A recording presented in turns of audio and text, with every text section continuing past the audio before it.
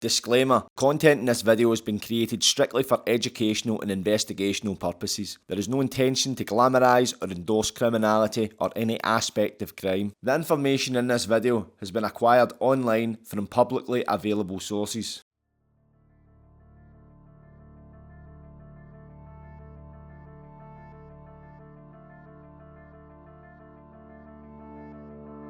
Creative Scotland, an organisation tasked with dishing out millions of pounds to Scotland's arts and creative industries. It was meant to be a bridge that would carry artists to the land of creativity over the rivers of financial insecurity. But did they really do the deal? Recently, Creative Scotland faced backlash after announcing they would need to close the open fund for individuals due to budget uncertainties. The decision comes after Scottish Government refused to confirm the release of £6.6 million worth of funding. This resulted in many people condemning the decision, saying it was a blow to Scotland's creative infrastructure.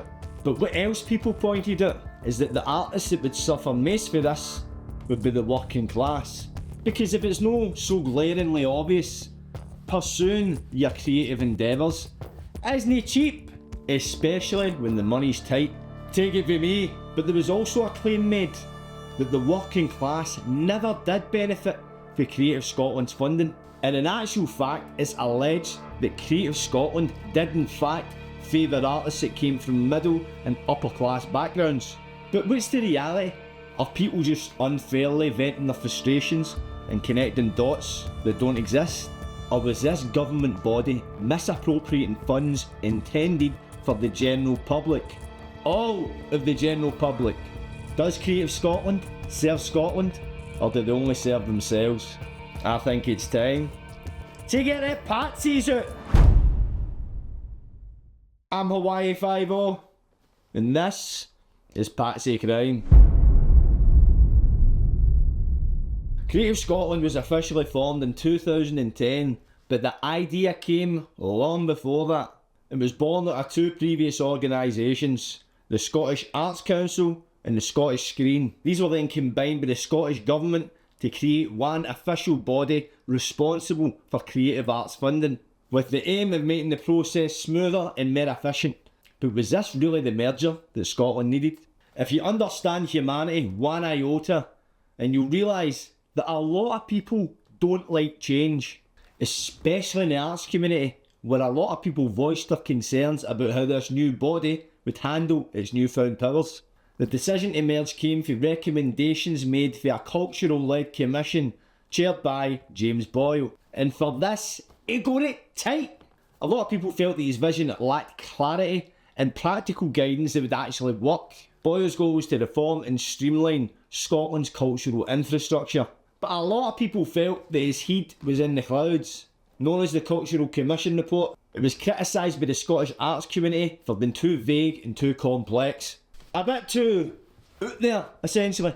And they said it never addressed the immediate needs of artists in terms of funding distribution and operational structure. Plus it didn't focus on grassroots arts or challenges faced by smaller independent artists. Instead, they seen it as a change that would favour larger institutions, which became a bit of a recurring theme in the criticism of Creative Scotland in its early years. But for the majority, many people on both sides of the debate asked the same question: what could possibly go wrong?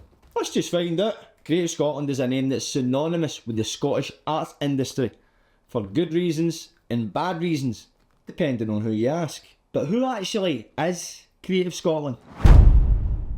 The Creative Scotland board is made up of 12 members who's got the power to decide who gets the funding and who doesn't.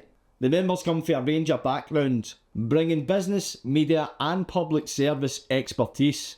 And a lot of them are in leadership roles in high profile organisations. These are some of the key members.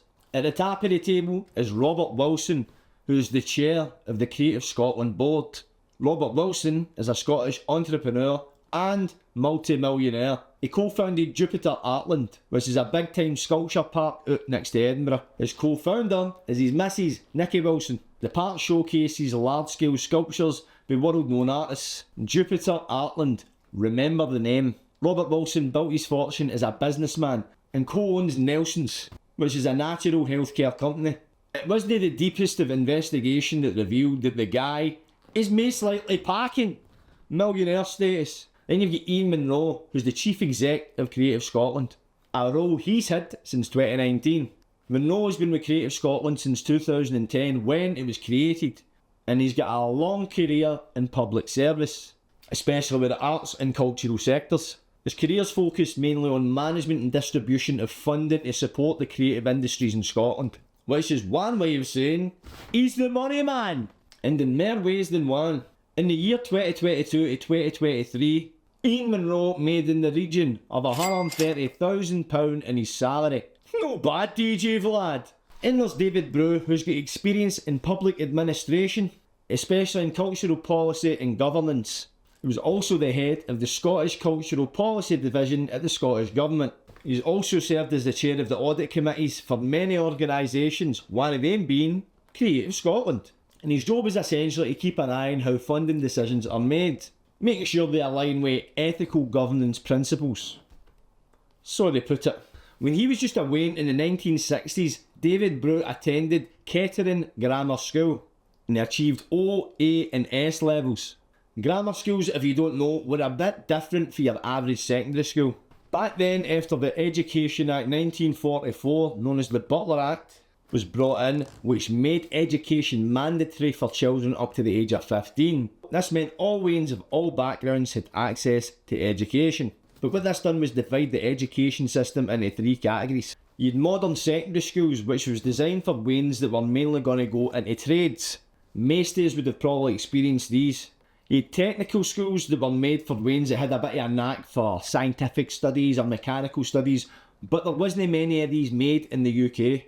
And lastly, you had grammar schools, where Waynes had to take a test at the age of 11, known as the 11 plus test, in order to gain entry. If they failed the test, they get sent to your average secondary school.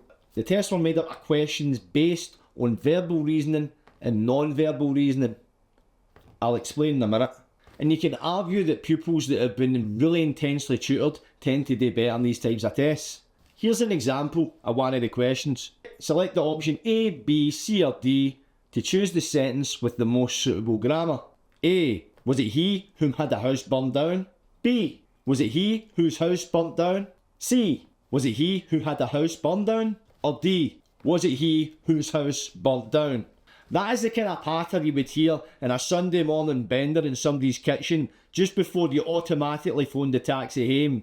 The fear. But these were getting asked to Waynes. 11-year-olds. When I was 11, I was still playing with Yu-Gi-Oh! And this was also, if you remind yourself, during an era when dyslexia was pretty much unknown and those for poorer areas were most likely illiterate. And also, to give you a bit of insight into the difference in numbers here, right? In England, there's about 3,000 secondary schools, but only 163 of them are grammar schools. And with a few technical schools on demand, it essentially split the education system into two categories. Those destined for university and better jobs, and those destined for working class manual labour.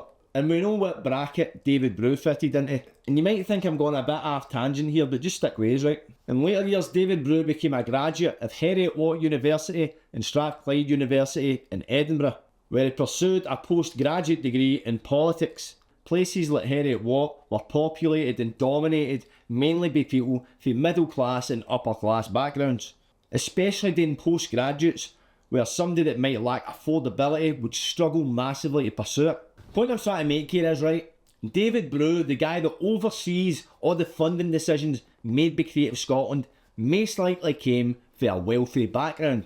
We're noticing here patterns begin to emerge. These people are sharing commonalities that you often find with people that come from middle or upper class backgrounds. A lot of them have achieved high levels of education. Most of them got to prestigious institutions or gaining advanced professional qualifications. And it's accomplishments like these that usually point to people that have access to resources and opportunity that align with people with middle or upper class privileges. Another indicator is their involvement in philanthropy and public service, which takes a lot of time and a lot of resource. Although it's fair to say there's some people on the board that have a bit more cash than others. But it's apparent, for most of these people, if not all of them, money doesn't seem to be an issue. But how much does a board member at Creative Scotland actually get paid for their role? I've done some research. and I discovered that the board of Creative Scotland have a commitment to dedicate at least one day per month to their duties. That's 12 times a year. Who needs a calculator? Quick maths! A quote for the Creative Scotland Group annual report and accounts year ended 31st of March 2023 says, the daily rate for board remuneration is set by Scottish ministers and had been set for 2022-23 at a rate of £221.92 per day up to a maximum of £2,663 per year. For this they are awarded £221.92 per day and they're also allowed to claim any expenses related to their responsibilities. Benefit in kind expenses are provided to the board members in relation to taxable expenses for attending board meetings, to ensure board members are not disadvantaged when undertaking their role. I don't think anybody at this board is going skin anytime soon, you know what I'm talking about? In 2022-23, Creative Scotland's staff costs amounted to £7.5 million, covering salaries, national insurance and pension contributions. This figure does not include any expenses or costs incurred by the board. Creative Scotland are champions of diversity and equality. That's why of the 125 staff they employ, 88 of them are female. I'll let you do the maths on that one. But whenever public money is involved, there's always going to be questions about fairness, even more so when you include political affiliations. Creative Scotland's board members are appointed by Scottish ministers, meaning there's a direct link between the government and composition of the board. Since Creative Scotland manages public funds, decisions about the projects and the people receiving funding can align with cultural and political agendas set by the government. For example, Ewan McComb of The Spectator raised concerns about the influence of gender ideology and how certain projects were given or denied money based on political trends. The article for September 2024, titled How Creative Scotland Was Corrupted by Gender Ideology, absolutely slated them and accused them of being heavily influenced by gender politics, mainly transgender issues. I mean, we were always going to arrive in this subject at some point, weren't we? It was just going too well. And the article highlights two key incidents to support these claims. The first being the case of Jenny Lindsay. Jenny Lindsay was a poet that got it tight after calling out a trans-identifying male writer for trying to get lesbians done at a pride march. When I say done, I mean done in. 2 days after she announced the publication of her new book, which was about silencing women for their views on gender, Dr. Alice Tarbuck, a literature officer for Creative Scotland, phoned the bookshop and told them not to stock it because it was transphobic. According to the media, a disciplinary procedure was conducted by Creative Scotland, but Alice Tarbuck still kept her job.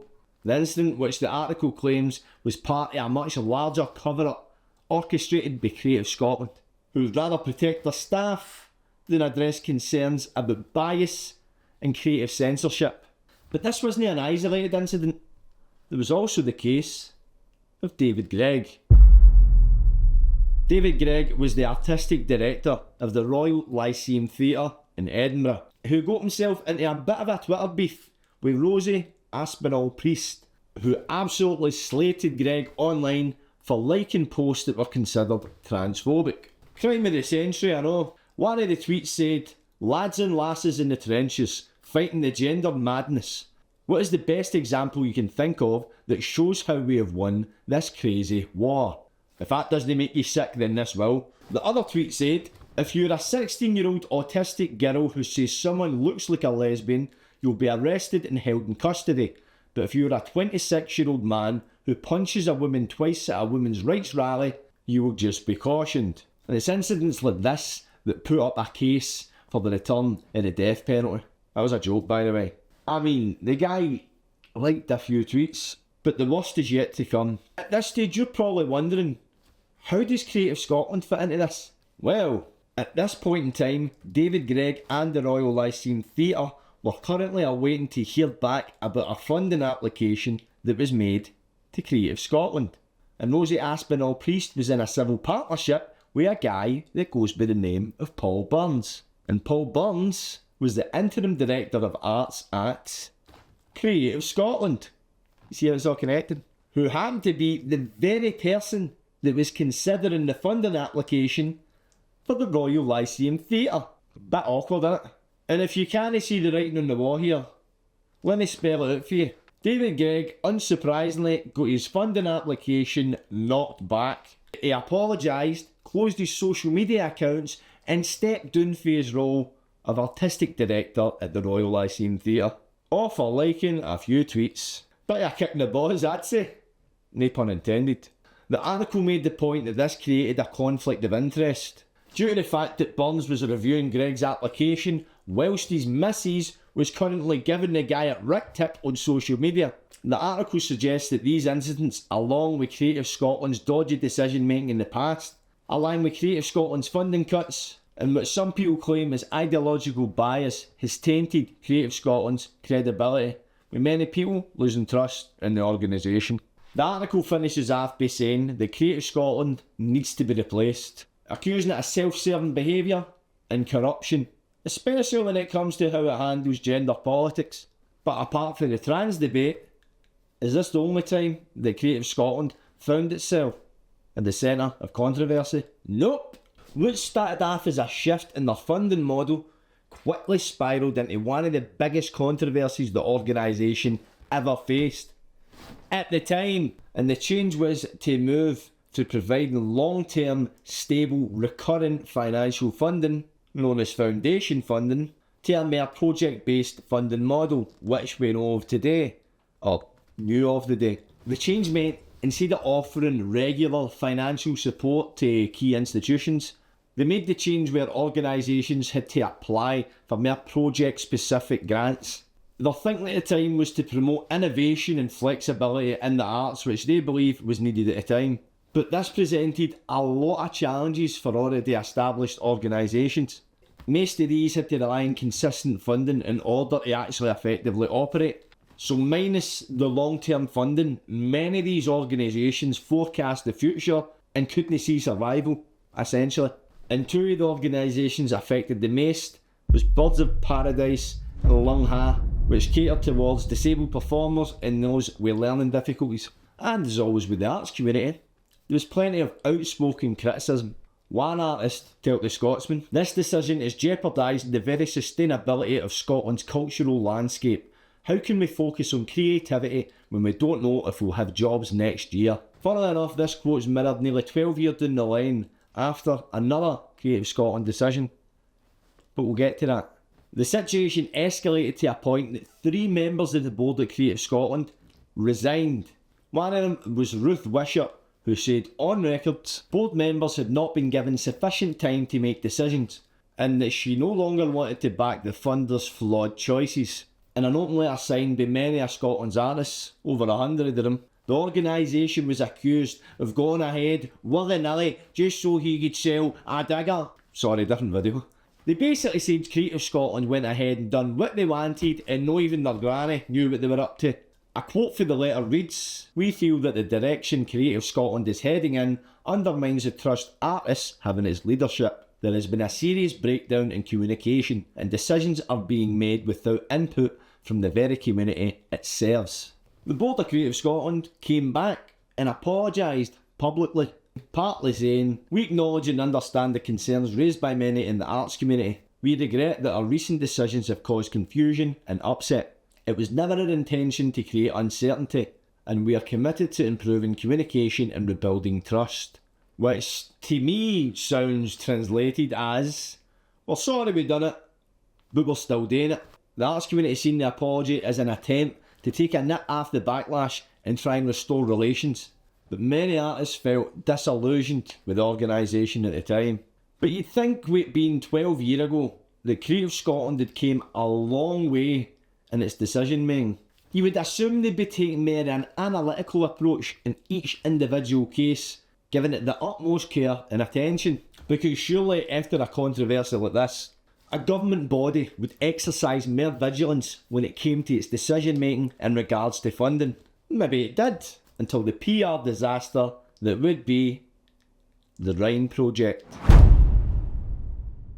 The Rhine Project was a theatre production created by Leone Ray Grasson. I hope I said that right. It caused the general public to go absolutely bushwhack due to its explicit nature. What the project was going to do was explore the themes of sex, intimacy and consent through non-traditional experimental performances, including unsimulated sex acts and a scene with genital contact. Side note, see if something's classed as unsimulated, that means it's real! Initially, Creative Scotland awarded the project £84,555 in January 2024, even though they were fully aware and informed of the content ages ago during the application process. The information was in the original application which was sent to Creative Scotland in March 2023. That's almost a year earlier. I'm getting good with that maths, isn't I? And the production team made it clear that the project would include graphic content. Documents that were obtained during the Freedom of Information Act requests revealed that Creative Scotland was well aware of the nature of this project, because the application stated from the start that it would include naked actors and genital contact. And despite that, funding was still approved. Obviously true to their nature, Creative Scotland tried to defend the decision, saying they didn't foresee the move that the simulated sex acts would move into unsimulated sex acts. And they says this wasn't apparent until the project's later development. And the story first broke out when the public and political figures started questioning how taxpayers' money was getting spent in such weird projects. Scottish Tory leader Megan Gallagher voiced strong opposition, stating, "Creative Scotland has some serious explaining to do. It appears they've misled the public over this scandal in an attempt to cover their appalling misjudgment in awarding funding to this project." And that quote pretty much sums up how the general public and political figures were feeling, slagging off Creative Scotland for using public funds to fund such a weird project. In response to the controversy, Creative Scotland done as much as they could to distance themselves from the project. A Creative Scotland spokeswoman said, "We were always aware that the project would be explicit and creative challenging." That's one way to put it. But it was not clear until the project issued the call out for participants on its website that the project was moving from performance to unsimulated sex. It was at this point that Creative Scotland felt that there had been a breach of contract, and this breach of contract was not disputed by the applicant. Creative work across many art forms can feature explicit depictions of sex, but there is a difference between that depiction and actual sex, which is not appropriate for public funding. I've not even got to the good bit yet. So Creative Scotland then withdrew the funding and tried to claw back what had already been spent on the project. However, the initial research and development phase, which had cost £23,210, was not clawed back, because Creative Scotland said at that point the project hadn't crossed into the territory of unsimulated sex. So Creative Scotland basically took the stance that it was unaware of the kind of boundaries this thing was going to cross. Pretty much claiming they were told a 40-yarder. That's a whopper for my English friends. Took a whopper, mate. Is that how you say it? In Miss Gasson's 2022 application for research and development funding, she set out the nature of the project, stating, "In this R&D, research and development, we will not be filming or performing any explicit sex acts." She wrote, but added that it was anticipated the final performance would do so. As part of this, the legal and ethical frameworks to do so would be researched. I wonder how you researched that. I'm not going to say what it is, but if you're a guy watching this, you'll probably find it in your search history. You're dirty man, you. But what came next was an email for a Creative Scotland official. It was in the 8th of September 2022, where they said they thought the project was going to become controversial. It read, "The application deals with content and subject matter that could be perceived as challenging or quickly judged to be risky if picked up by the press." The document added, "There are no plans for public presentation during this phase as it purely focuses on research and development, so it's unlikely any press would get wind." And of course, we were fully in support of the application from an assessor and panel perspective. But at what point did the world discover how far this project was going to go? It's when the producers put out an advert When an advert went out looking for actors to take part in the explicit scenes, the public kicked off. The advert wanted performers with a quote-unquote experience of sex work, particularly in porn contexts. Bit of a sticky situation. Now, controversies, political interests and wage brackets aside, there's a very popular belief that middle class artists, those with the toffee noses, lumberjack sweaters and handlebar moustaches, are more likely to receive funding than working class artists that haven't received the same opportunity. Is this speculation, or is Creative Scotland guilty of class bias? Let's find out. So if you look at the data, it does show that some working class artists do get funding, but a bigger portion of the money seems to go to larger institutions and people that's already got a foot in the door. And of course, Creative Scotland, one of their mission statements is to say that they support a diverse range of artists. But it's quite a popular belief that disadvantaged artists are getting left behind. So if you look at Creative Scotland's website on the awardees section, for 2019 to 2024, it lists everybody that was awarded funding directly by them. But when you look at the individuals, it only gives you their name, the title of the project or the activity the funding was provided for, and what type of funding they're applying for. For example, the Open Fund, and whether it's grant and aid or lottery funding, which means the lottery funding, as you probably guessed it, comes from proceeds of the National Lottery, where a portion of the ticket money goes to good causes like arts and sport, but where grant and aid funding comes from is government budgets, and it's given to public bodies, authorities and organisations in order to help them implement certain projects or activities. And the awardees list also tells you the region that the application was made for. For example, Glasgow, Edinburgh, whatever. I have been told by a friend of mine that's looked into this previously that they used to list the individual postcodes that the awardees came for, but then people began to connect the dots and they were able to figure out who came from the wealthier areas. And then when Creative Scotland became aware of this, that's when they changed it to a more broader location. I've got no evidence to back that up other than the fact that somebody told me that. So I'm not going to sit here and say it's gospel. But when you look at the awardees list, it's very difficult to figure out what demographic and what background they come from. And for most of them, there's not really much information online, so it's kind of hard to come to a conclusion. But see, when I was researching and comparing the funding awards for 2024, I noticed one thing. There was one individual that stood out to me for one specific reason. His name was Hamish Halley. I can say his name because his name is available on public records. There wasn't much information in Hamish Halley that I could find online, apart from his LinkedIn profile, where I found an interesting piece of information. You see, on 3 separate occasions, Hamish Halley's been employed for 2020 as a box office attendant, a technician promoted to a public engagement manager, and is currently still employed as an assistant producer at Jupiter Artland, which is owned by the chair of Creative Scotland, Robert Wilson. Now, I'm not making any allegations here. It is very possible that Hamish Halley applied for funding off his own merit, and Robert Wilson might not have been part of the panel that oversaw that application.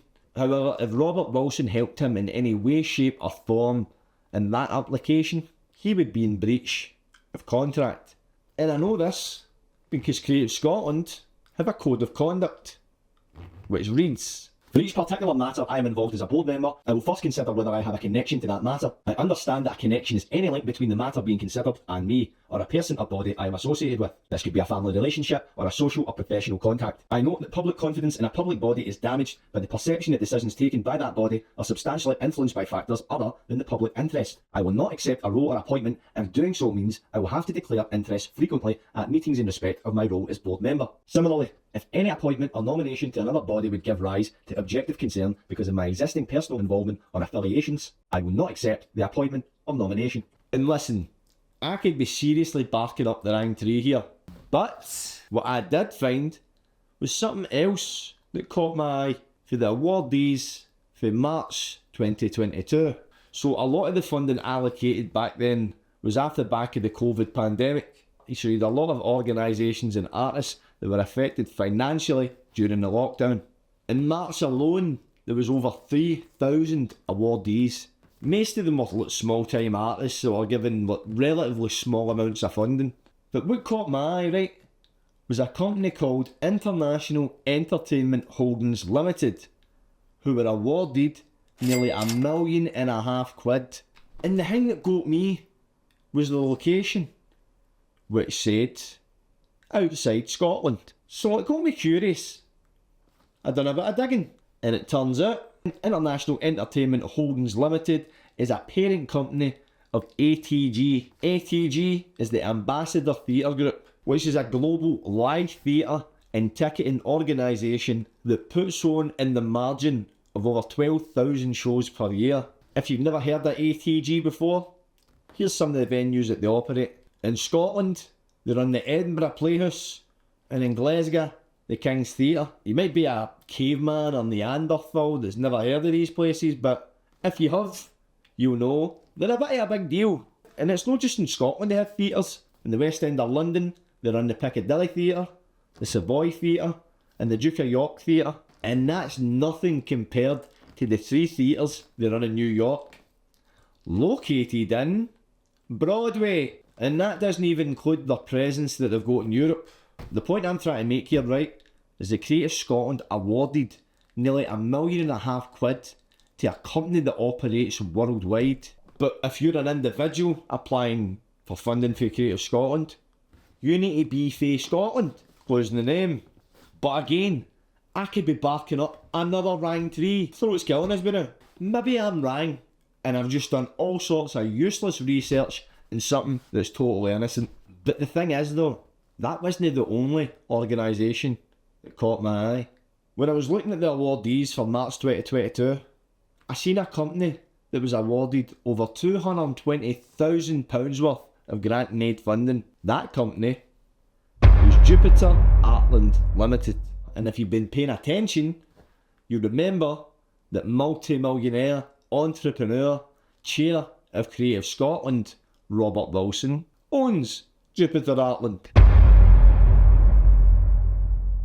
So the top kiddie, the big kahuna, the most mature cheese in the fridge, Robert Wilson, his own company manages to get quite a substantial amount of money to Creative Scotland after the back of the COVID pandemic.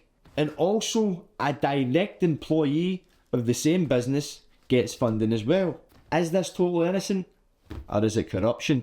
I don't want to sit here and make assumptions. So do you want to know what I done? I asked him by email. So the thing is, I didn't really want to be too obvious about what I was trying to find out. So I decided to be vaguely honest. I have been researching the previous winners of the Open Fund in 2024, and I was curious to find out if there was any more information available in regards to the evaluating process that the board undertake when allocating funding. If possible, I'd like to request a copy of the minutes of the meeting just to better understand the discussion that is undertaken when selecting the successful candidates. Is there somewhere I can access this information online, or can you help in any way for me to acquire this information? Many thanks, Jordan. So what I had to do next was forward a Freedom of Information request, plus I added a few extra questions on. Alongside this Freedom of Information request, I would also like to inquire additionally if I could find out the demographic of the 2024 winners. Key factors I would be interested in are what specific areas the applicants come from in terms of each individual area, for example, Mulgai, Bearsden, etc. What education applicants are currently in and or have previously completed. The details of the specific projects applicants have applied for. If you would be able to provide me with this information along with the request from my previous email, that would be fantastic. Thank you. So the Freedom of Information request was sent on the 16th of September. Do you want to know when I get a reply? I didn't. They patched us. Well, patched me until they got a double message, obviously. And that's the old gear he done, you know what I mean? On the 7th of October, I followed up with, Hi there. I still haven't received a reply to my query. Has anyone managed to look into my request? Many thanks, Jordan. The next day, I finally got a reply which conveniently stated, Hey Jordan, I have no record of your original requests. What email address did you send them to? I will begin processing the request now. All the best, Kirsten. I no bother, pal. I've been left unread in the DMs afore. Save a spiel, know what I mean? But fast forward the following week, I get the answers to my Freedom of Information request. But was it the answers I was looking for? Let's have a swatch. Response to question 1. Open fund decisions are subject to assessment and panel consideration. Decisions are not taken directly by the Creative Scotland Board. You can read about the decision-making process in our open fund guidelines, which are available on our website at the following link. Link doesn't work. I therefore apply a section 25 refusal notice for this part of your request that the information is otherwise accessible. Or you could just tell us hen. In response to question 2, there are no minutes taken at the decision-making panel. I therefore apply a section 17 refusal notice for this part of your request that the information is not held. In response to request 3, our equalities monitoring form moved to a digital form in 2020 and has been used for most applications since then. The data gathered in the form has been fully anonymous, and as the equalities monitoring form is requested of all applicants and is not mandatory, we do not have the ability to share equalities data for those awarded funding only. I therefore apply a section 17 refusal notice for the request that the information is not held. Some information on location of successful applicants is made available on our website via our funding listings, award listings Creative Scotland. One step ahead of you here, I've already looked. In response to request 4, the successful projects are listed on our monthly awards listings on our website at the above link. I therefore apply a section 25 refusal notice for this part of your request that the information is otherwise accessible. As you can see, every question got knocked back. Usual. According to Creative Scotland, they don't keep any public records of the meetings, they don't keep any data, and they don't answer questions to nosy bampots like me. And looking back at Creative Scotland's track record, I don't blame them. So, with the trans wars, orgies in the woods, suspicious funding awards, and questionable decisions, we are a dose of wealthy, middle class decision makers. But the question we asked, is Creative Scotland corrupt? I'll let you make your mind up on that one. But just recently, on the 8th of October, Creative Scotland actually announced it was going to reopen the open fund for individuals after the Scottish Government said they were getting the finger out. But who actually gets the money? I'd say, hopefully the people who deserve it. I'm Hawaii 5-0, and this is Patsy Crime. Booyah! Like, subscribe, and don't get wide. Catchies!